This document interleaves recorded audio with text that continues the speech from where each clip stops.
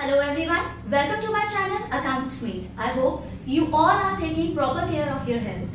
So 12th हम already start कर चुके हैं अपना chapter financial statements of NPO, financial statements of non profit organisation. और आज हम कवर करने वाले हैं एक फुल फ्लेज क्वेश्चन मींस जिसमें आपको income and expenditure balance sheets बनानी होंगी। मैंने आपको पहले भी ओवरव्यू दे दिया था कि रिसिप्ट एंड पेमेंट क्या होता है। It is just like your cash flow. क्या होता है receipt and payment account? It is just like your cash book, जो कौन से बेसिस पर बनी है? कैश बेसिस, मतलब कितना पैसा आया कितना पैसा गया ड्यूरिंग द ईयर, चाहे वो असेट को सोल्ड कर आया हो या आपकी डेली रूटीन की एक्टिविटीज से आया हो। तो कैश बुक सिंपली क्या बताती है? Means receipt and payment basically क्या बताता है? कितना पैसा आया कितना पैसा गया। Income and expenditure, income and expenditure की ट्रिक क्या याद रखनी थी आपको? It is just like your PNL account, जो कौन से बेसिस पर बनेगा? Accrual basis. एक्रूअल बेसिस मतलब अगर आपका कोई खर्चा या एक्सपेंस एक पर्टिकुलर साल से रिलेटेड है, only then it will be recorded in income and expenditure account. ठीक, ये बिल्कुल पीएनएल अकाउंट की तरह होगा। क्या कवर करेगा? खर्चे और इनकम, और कौन से? एक साल से रिलेटेड। एक्रूअल बेसिस कॉन्सेप्ट क्या होता है? एक पर्टिकुलर अकाउंटिंग ईयर से रिलेटेड खर्चे या इनकम, चाहे आपने वो पे किए हो या ना किए हो, आप उनको रिकॉर्ड करेंगे so that you can have the accurate surplus या डेफिसिट। मैंने आपको ये भी बता रखा है कि कोई भी non profit organisation profit earn नहीं करती, फिर भी अगर इसके इनकम इसके एक्सपेंस से ज्यादा हो जाए तो क्या आता है इस साइड? सरप्लस। ठीक, फॉर्मेट भी कवर हो जाएंगे, आपके कॉन्सेप्ट भी और अच्छे से क्लियर हो जाएंगे। बस छोटी सी बेसिक सी चीज आपको याद रखनी है कि ये कैश बुक है जो कैश बेसिस पर बनी है, मतलब इसमें चाहे असेट को सोल्ड कर पैसा आया हो, चाहे सब्सक्रिप्शन। ये चीज मैंने आपको बता रखी है कि किसी भी एनपीओ की इनकम क्या होती है? Subscription, donation, grants etcetera. So subscription चाहे इस साल का हो चाहे आगे आने वाले साल का हो, यहाँ सब कुछ रिकॉर्डेड है क्योंकि ये क्या है? कैश बुक कैश बेसिस पर बनेगी। बट जब आप उसको इनकम एंड एक्सपेंडिचर में लिखोगे तो किस तरीके से ट्रीट करोगे उसको? स्पेसिफिकली मैंने अपनी प्रीवियस 2 वीडियोस इन्हीं चीजों को कवर किया था, सब्सक्रिप्शन और स्पोर्ट्स इक्विपमेंट या कोई भी कंज्यूमेबल आइटम किस तरीके से कवर करते हैं आप इनकम एंड एक्सपेंडिचर में, accounting treatment of some specific items कर।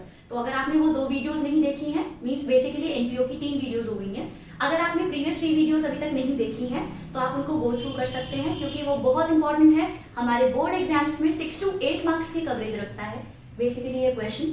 और इंडिविजुअली जैसे ये सब्सक्रिप्शन वाला पॉइंट है या स्पोर्ट्स इक्विपमेंट वाला पॉइंट है तो ये इंडिविजुअली 4 मार्क्स में आ जाते हैं। सो स्टार्ट करते हैं अपना question. From the following information of Shiv limited prepare income and expenditure account for the year ended 31 December 2016। मतलब आपका करंट ईयर क्या है? 31 December 2016 means 1 January 2016 to 31 December 2016। और आपको बैलेंस शीट बनानी है इसी साल की, और आपको बैलेंस शीट बनानी है पुराने साल की। तो पुराने साल की बैलेंस शीट आप क्यों बनाओगे? बैलेंस शीट बनाना 11th क्लास हमने अच्छे से पढ़ रखा है। सारे एसेट इधर लिखते हैं, सारी लायबिलिटी इधर लिखते हैं। ये एक पर्टिकुलर दिन बनती है एज ऑन। तो पिछले साल के एसेट लायबिलिटी यहाँ, इस साल के एसेट लायबिलिटी यहाँ, इस पर्टिकुलर साल से रिलेटेड इनकम यहाँ, इस पर्टिकुलर साल से रिलेटेड खर्चे यहाँ, तो इनकम एंड एक्सपेंडिचर अकाउंट हो जाएगा। इनकम एंड एक्सपेंडिचर अकाउंट कब बनता है? फॉर द ईयर एंडिंग, पूरे साल बनता है। ठीक है, इस साल के अंत तक जितने भी इनकम और एक्सपेंस है वो सब कवर करेगा income and expenditure account. Balance sheet आपके सिर्फ असेट और लायबिलिटीज को कवर करेगी, पिछले साल, उस दिन का, और इस साल, इस पर्टिकुलर अकाउंटिंग ईयर का। ठीक, तो क्वेश्चन में क्या करना है? शिव लिमिटेड की कुछ इंफॉर्मेशन आपको दी हुई है, मींस रिसिप्ट एंड पेमेंट दे रखा है आपको इनकम एंड एक्सपेंडिचर बनाना है, आपको बैलेंस शीट बनानी है, पिछले साल की भी इस साल की भी। क्यों बनानी पड़ती है आपको ये बैलेंस शीट? जब हम क्वेश्चन करेंगे और अच्छे से समझ में आ जाएगा। वैसे बनाने का रीजन होता है हमारा, अगर आपको क्वेश्चन में कैपिटल फंड ना गिवन हो, कैपिटल फंड मैंने आपको बोला था एनपीओ में कैपिटल नाम की कोई चीज एग्जिस्ट नहीं करती, यहाँ कैपिटल फंड होता है, मींस उस फंड को आप यूटिलाइज नहीं कर रहे, जो भी आपके बिजनेस में लग गया आपके ऑर्गेनाइजेशन के वेलफेयर और डेवलपमेंट में वो यूज होता रहेगा। अगर ये कैपिटल फंड आपको गिवन नहीं है तो पुराने साल की बैलेंस शीट से बैलेंसिंग फिगर कर ये कैपिटल फंड डिराइव किया जाता है, और इस कैपिटल फंड में फिर आप क्या करते हो? इनकम एंड एक्सपेंडिचर से जो सरप्लस आता है उस सरप्लस को आप इसमें ऐड करते हो। ठीक, तो होपफुली आपको समझ में आ गया। ठीक, अब 1 by 1 पॉइंट्स को डिस्कस करते हैं और क्वेश्चन को अपने सॉल्व करते हैं। अभी फिलहाल इसको यहां से मैं हटा देती हूँ क्योंकि इसको हम अभी क्वेश्चन जब सॉल्व करेंगे तब लिखेंगे। सो क्वेश्चन में क्या गिवन है, आपको रिसिप्ट एंड पेमेंट गिवन है। रिसिप्ट एंड पेमेंट मतलब इतना पैसा आया, इतना कैश आया और इतना कैश चला गया, ठीक। To balance brought down means ये कैश का बैलेंस है, ठीक। आप क्या याद रखेंगे, receipt and payment account cash book की ही बात कर रहे हैं हम कि ये कैश बुक होता है।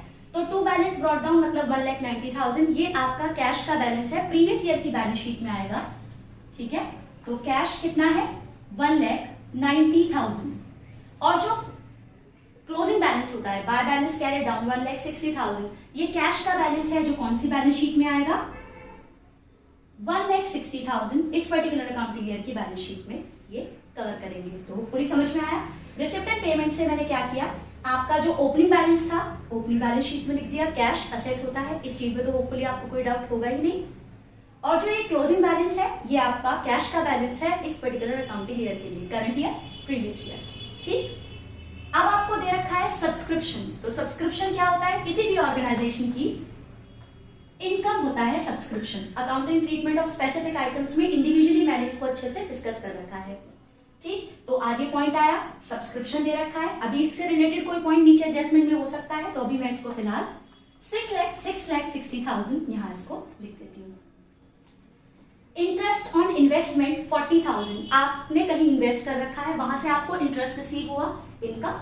तो इंटरेस्ट ऑन इन्वेस्टमेंट किसी भी ऑर्गेनाइजेशन की इनकम है तो उसको आप लिखेंगे 40,000। बट यहां आपको एक हिंट दे रखी है, क्या कि आपको इंटरेस्ट मिला उस इन्वेस्टमेंट पर 40,000 रुपीज और ये 8% के रेट से मिला है और पूरे साल का मिला है। मींस कोई भी इन्वेस्टमेंट पर 8% के रेट से पूरे साल के लिए, पूरे साल मतलब पूरे 12 महीने के लिए आपको इंटरेस्ट मिला 40,000।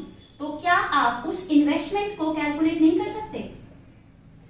करेक्ट, कैलकुलेट कर सकते हैं। देखते हैं कैसे कैलकुलेट करेंगे।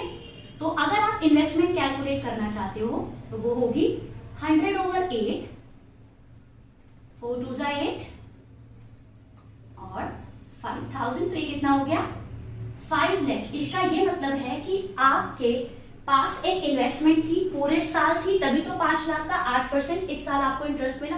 तो वो इन्वेस्टमेंट पूरे साल आपके पास रही, मींस पिछले साल की इन्वेस्टमेंट है, तभी तो पूरे साल का इंटरेस्ट मिलेगा। तो इन्वेस्टमेंट हिडन ट्रांजैक्शन थी समवेयर, याद रखेंगे। अगर कभी भी आपको इंटरेस्ट रेट गिवन है और कोई इन्वेस्टमेंट दे रखी है, साल अकॉर्डिंगली बताएगा कितने महीने के लिए इंटरेस्ट लगा, यहाँ पूरे साल का था। तो मैंने क्या किया, कोई भी इन्वेस्टमेंट पर 8% के रेट से इंटरेस्ट पूरे साल के लिए, तो ये आपको 40,000 मिल गया। ये 40,000 हमने इससे 40 into 100/8 मींस 8% का रेसिप्रोकल कर दिया, तो विल गेट द इन्वेस्टमेंट। अब ये इन्वेस्टमेंट 5 लाख की हमने यहाँ लिख दी, ठीक। और उसका इंटरेस्ट हमने कहाँ लिख दिया, इनकम एंड एक्सपेंडिचर में। तो समझ में भी आ रहा है, असेट बैलेंस शीट में और उस असेट से होने वाली इनकम एंड एक्सपेंडिचर में, ठीक। अब इसके बाद बाय साइड कवर करते हैं। बाय साइड है सैलरी 3,30,000, नीचे भी एडजस्टमेंट भी है और सैलरी रिलेटेड भी कुछ है। तो अभी मैं सैलरी को कहाँ लिखूंगी, खर्चा है इस साल का, बट एडजस्टमेंट के बाद ही बाहर लिखूंगी। तो फिलहाल अभी सैलरीज 3,30,000 मैंने यहाँ लिखी, ठीक। Sports equipment sounds material related चीज है कुछ, और नीचे भी इसके बारे में कुछ बोल रखा है। Stock, opening stock, closing stock. तो मैंने आपको इस पर्टिकुलर चीज के लिए बता रखा है कि आप कंज्यूमेबल आइटम्स को कैसे पहचानेंगे, इसका ओपनिंग और क्लोजिंग स्टॉक दे रखा होता है। तो जो ओपनिंग स्टॉक है वो आप कहां लिखेंगे, वो पिछले साल का क्लोजिंग स्टॉक है तो पिछले साल की बैलेंस शीट में आएगा, और जो क्लोजिंग स्टॉक है वो इस पर्टिकुलर साल का क्लोजिंग स्टॉक तो इस पर्टिकुलर साल की बैलेंस शीट में कवर होगा, ठीक। तो बेसिकली हमने क्या किया, स्पोर्ट्स इक्विपमेंट 4 लाख दे रखा था, उसको तो लिखा हमने स्पोर्ट्स इक्विपमेंट 4 लाख। 4 लाख में क्या करेंगे, ऐड करेंगे ओपनिंग माइनस करेंगे closing, so will get the consumed sports material consumed, और कंज्यूम्ड ही पार्ट होता है एक्सपेंस का। ऐसा मैंने आपको इंडिविजुअली एक वीडियो में क्लियर कर रखा है। होपफुली आज भी आपको अच्छे से समझ में आ गया होगा। क्या करना है, हमें 3 लाख ऐड करना है और 650 हमें माइनस आउट करना है। तो ये कितना हुआ 4, 5, 6, 7, 7 लाख में से 650 आप माइनस करोगे, सो 50,000 will be sports equipment consumed. तो कंज्यूम्ड 50,000 आपने लिख दिया। होपफुली आपको ये समझ में आ गया। इसके बाद बैलेंस की बात हमारी हो ही चुकी है, तो हमने अभी तक ओपनिंग बैलेंस लिख दिया, सब्सक्रिप्शन अभी इसकी एडजस्टमेंट नहीं लिखी, इंटरेस्ट रिलेटेड जो पॉइंट था इंटरेस्ट ऑन इन्वेस्टमेंट, और इन्वेस्टमेंट एक असेट कैसे कैलकुलेट किया पुरानी बैलेंस शीट में लिख दिया। इसके बाद सैलरीज गिवन है, सैलरीज को लिख दिया है। स्पोर्ट्स इक्विपमेंट का मैंने एडजस्टमेंट भी कर दिया क्योंकि मैंने आपको मटेरियल कंज्यूम्ड वाली बात बताई, तो उसको मैंने सॉल्व कर आपको दिखा दिया। ओपनिंग स्टॉक, क्लोजिंग स्टॉक और स्टॉक कंज्यूम्ड इस तरीके से कैलकुलेट कर मैंने यहाँ लिख दिया। अब सारे एडजस्टमेंट पढ़ लेते हैं। क्लब एडिशनल इंफॉर्मेशन में फर्स्ट पॉइंट क्या लिखा है, club had received 20,000 for subscription in 2015 for 16। Subscription मिला आपको एडवांस में। पिछले साल का एडवांस क्या होता है, एडवांस प्रीवियस ईयर का क्या होता है, इस पर्टिकुलर साल में एड। याद है ना ये चीज, हमने क्या किया था सब्सक्रिप्शन में, इस पर्टिकुलर साल का एडवांस माइनस पिछले साल का एडवांस प्लस इस साल का आउटस्टैंडिंग प्लस पिछले साल का आउटस्टैंडिंग माइनस। होपफुली आपको ये बात याद है। सब्सक्रिप्शन में जो एडवांस है प्रीवियस ईयर का, पिछले साल अगर आपको एडवांस में कोई इनकम मिली थी तो वो क्या होगी आपकी लायबिलिटी। तो आपको क्या याद रखना है, ये एडवांस सब्सक्रिप्शन आपको पुरानी बैलेंस शीट में लायबिलिटी साइड भी लिखनी है। कितनी अमाउंट 20,000।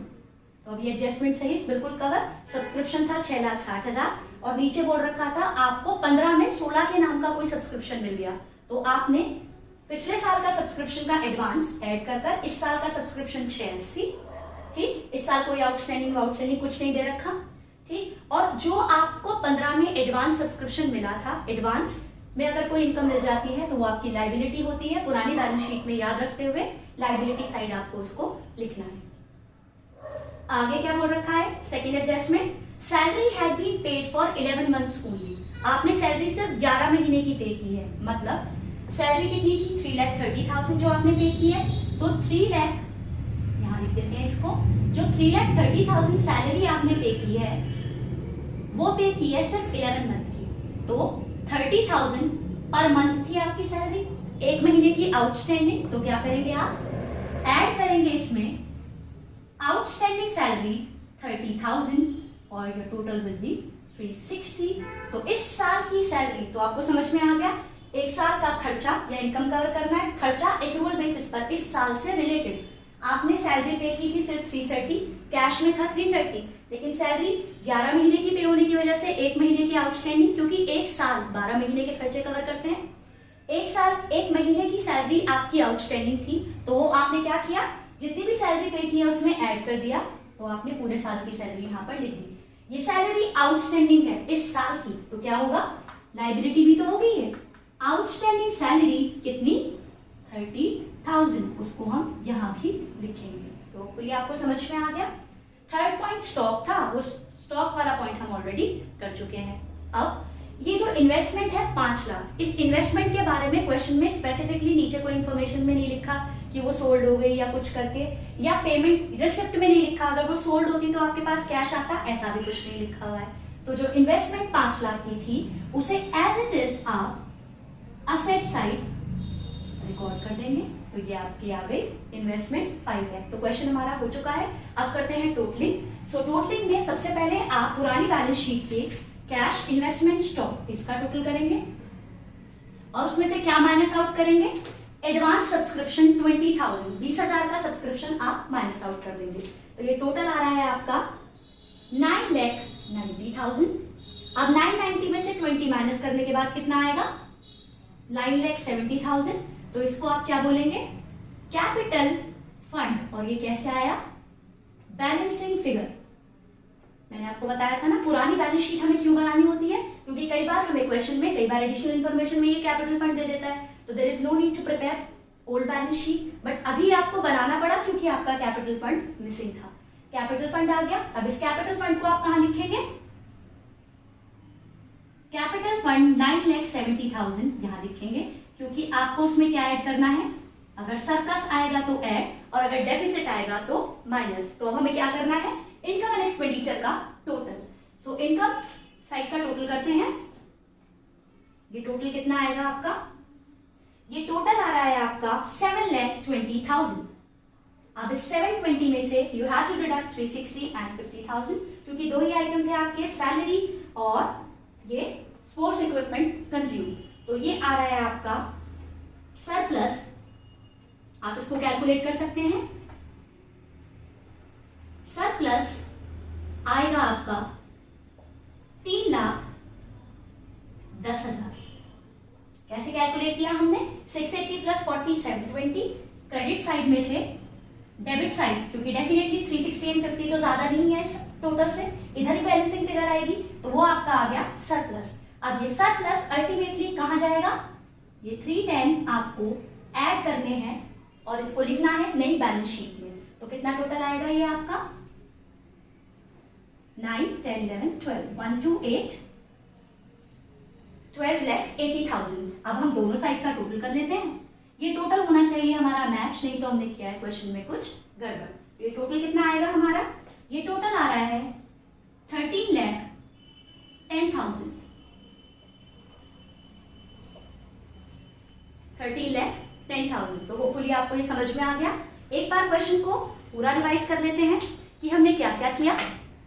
सो क्वेश्चन में आपका था पुराना balance, receipt and payment is just like your cash book, opening balance, closing balance. कहां कहां आते हैं ये? ओपनिंग बैलेंस पुरानी बैलेंस शीट में कैश का बैलेंस है, और क्लोजिंग बैलेंस आपका 1,60,000 इस साल का बैलेंस है। होपफुली समझ में आया।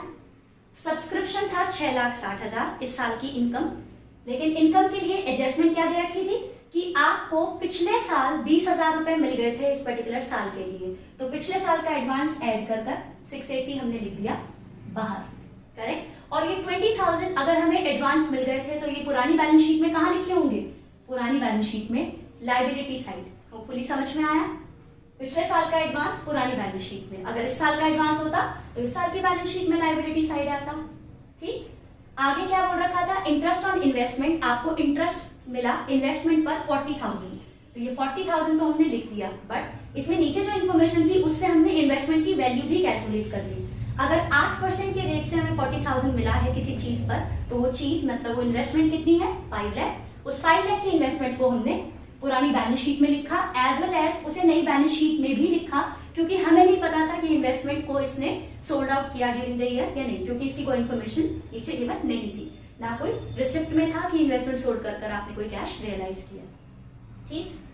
इसके बाद बाय साइड की बात करें तो बाय साइड थी आपकी सैलरीज, सैलरी खर्चा, खर्चे को आपने लिखा एक्सपेंडिचर साइड, बट नीचे एडजस्टमेंट में क्या बोल रखा था? सैलरी आपने पे की है सिर्फ 11 महीने की, 11 महीने की पे की है, तो हर महीने की 30,000 है, और एक महीने की आउटस्टैंडिंग है, तो जो 1 मंथ आउटस्टैंडिंग था वो आपने ऐड कर यहाँ लिख दिया। और ये आउटस्टैंडिंग सैलरी इस साल की कहाँ आएगी? Liability side, correct. समझ में आ गई ये चीज। इसके बाद स्पोर्ट्स इक्विपमेंट मैंने आपको बता ही रखा है, कंज्यूमेबल आइटम। क्या करना होता है? या तो आपको परचेजेस गिवन होता है या आपको अमाउंट पेड है, एडिशनल कोई इन्फॉर्मेशन नहीं है, तो आपने क्या किया? जो स्टॉक गिवन है आपका एडजस्टमेंट में, ओपनिंग स्टॉक और क्लोजिंग स्टॉक, तो आपने स्पोर्ट्स इक्विपमेंट में opening stock add, closing stock minus, तो आपका स्पोर्ट्स इक्विपमेंट कंज्यूम्ड आ गया, वो आपने लिख दिया 50,000 बाहर। पुराने स्टॉक को पुरानी बैलेंस शीट में, नए स्टॉक को नई बैलेंस शीट में आपने लिख दिया। इसके बाद आपने क्या किया? बैलेंस शीट से कैपिटल फंड कैलकुलेट किया। ये कैपिटल फंड कहां से कैलकुलेट किया? पुरानी बैलेंस शीट से। पुरानी बैलेंस शीट का जो कैपिटल फंड है उसको आपने नई बैलेंस शीट में लिखा, और इसमें क्या ऐड करने वाले हैं आप? इस साल का सरप्लस अगर है तो ऐड, और डेफिसिट होता तो आप उसको माइनस आउट करते। तो इस साल आपका क्या आया? इस साल जब हमने कैलकुलेट किया तो हमारा सरप्लस आया 3,10,000। तो ये 3,10,000 का जो सरप्लस था इसको हमने यहाँ पर ऐड कर कैपिटल फंड बाहर लिख दिया 12,80,000।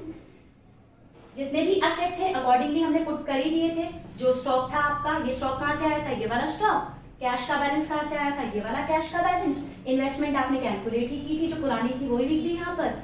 आउटस्टैंडिंग सैलरी आपकी यहाँ से आई थी।